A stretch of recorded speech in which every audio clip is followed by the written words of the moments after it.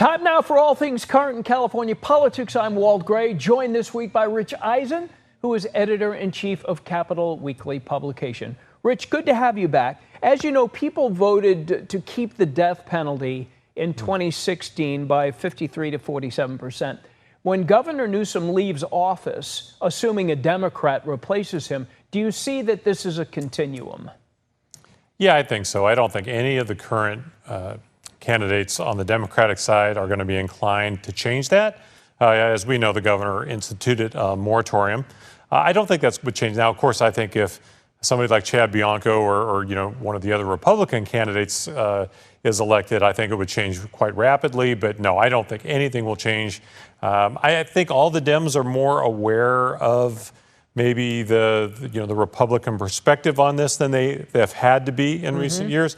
But I don't think any of them are would change this. Let's talk about Prop 36, increasing penalties on some drug and theft crimes. Governor says the governor hasn't budgeted anything in his May revision. Right. He says the counties need to pay for this. Republicans are pushing back, saying counties are supposed to enforce this, not pay for this. Is the governor still mad that this thing didn't pass?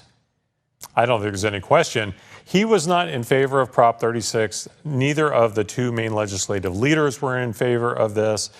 We all know, they tried all kinds of things. They passed about a dozen bills, and by they, I mean the Democratic majority in the legislature that the governor signed. They had a plan. They were going to run a counter proposition of their own.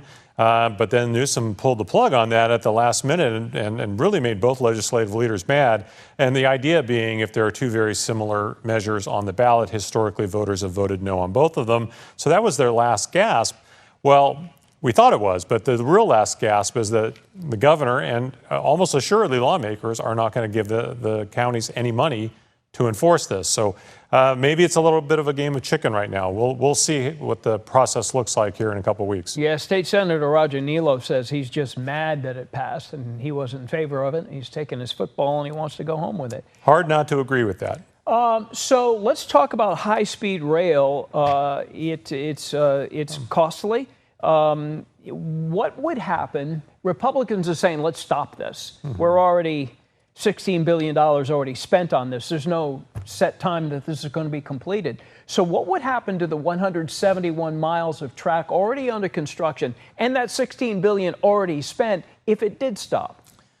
Well, that's a great question. To me, in poker, we call this being pot committed.